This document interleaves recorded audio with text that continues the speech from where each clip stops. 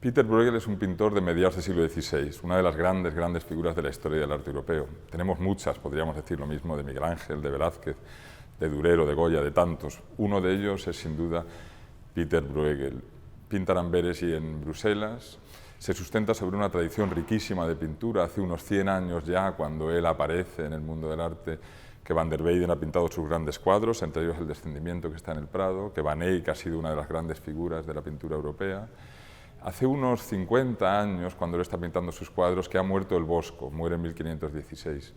Y Bruegel inicia su carrera como un nuevo Bosco. En un principio es dibujante y sobre todo grabador, y graba muchas escenas que se sustentan en la obra del Bosco. Y empieza a pintar tarde en su vida. Cuando muere en el año 1569 lleva pintando no demasiado tiempo. La mayoría de sus cuadros más conocidos son de la última década de su vida, más o menos. Este cuadro se suele fechar en torno a 1562. ¿En qué consiste la grandeza de Bruegel? Siempre es difícil, obviamente, ponerle palabras a estas cuestiones, pero es un pintor que tiene humanidad profunda, sensación de que comprende las tribulaciones, los problemas que implica estar aquí, estar en este mundo, ¿no? En ese sentido es un pintor que se parece quizás algo a Goya, sorprendentemente.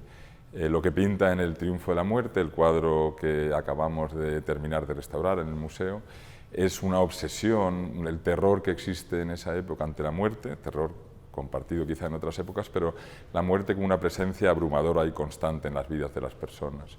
Y es una antigua tradición según la cual la muerte lo que implica es que en última instancia todos somos iguales y que es fundamental vivir una vida correcta para enfrentarnos a ella con esperanza de salvación, ¿no? Sus imágenes se basan en tradiciones populares, en imágenes heredadas del Bosco, como digo, y crea una especie de escenas muy extrañas de tradición medieval en las que es difícil entender jerarquía formal en el sentido renacentista. En un cuadro del Renacimiento italiano estaríamos viendo figuras grandes, sabríamos claramente dónde mirar. En este cuadro, como pasa en los cuadros del Bosco también, es difícil saber dónde mirar, parece todo un gran tapiz en el que todo tiene la misma importancia.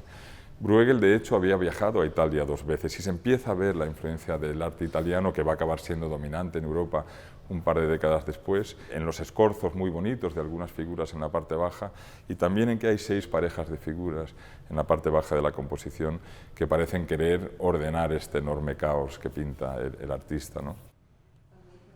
Llevamos tiempo viendo en sala que es un cuadro que necesitaba restauración, sobre todo por 2 razones. Una, porque tenía un barniz muy amarillento, que iba amarilleando más con los años, y eso hacía que el cuadro tuviese como un velo que lo tapaba, y ese velo hacía que no tuviese la fuerza que tiene la pintura al óleo.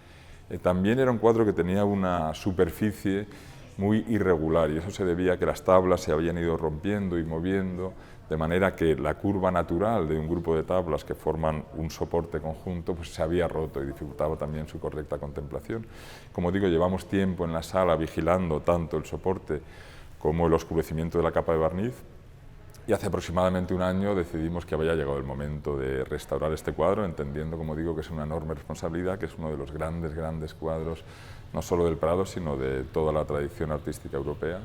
Y el resultado es fabuloso, lo es por el trabajo que se hace en el taller del museo, lo es sobre todo, en última instancia, por supuesto, por la calidad que tiene Peter Bruegel.